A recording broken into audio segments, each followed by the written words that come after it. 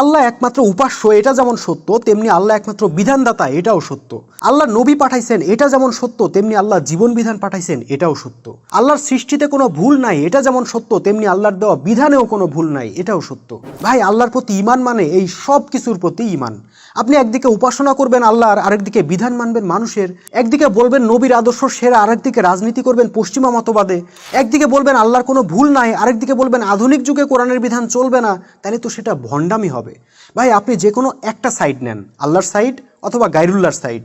আল্লাহর সাইডে একমাত্র তারাই থাকতে পারবে যারা জীবনের সকল অঙ্গনে একমাত্র আল্লাহকেই হুকুমদাতা, বিধানদাতা, সার্বভৌমত্বের মালিক হিসেবে গ্রহণ করবে। তাদের জন্যই দুনিয়াতে আছে কল্যাণ, পরকালে জান্নাত। আর যারা দুই নৌকায় পাও দিতে চায়, যারা আল্লাহরটাতেও একটু থাকতে চায় আবার ইবলিশেরটাতেও একটু থাকতে চায়, তাদের ব্যাপারে আল্লাহ বলছেন, তবে কি তোমরা কিতাবের কিছু অংশ বিশ্বাস করো আর কিছু অংশ অস্বীকার করো? তোমাদের মধ্যে যারা এরূপ করে তাদের প্রতিদান হবে দুনিয়াতে লাঞ্ছনা এবং কিয়ামতের দিন কঠিন শাস্তি।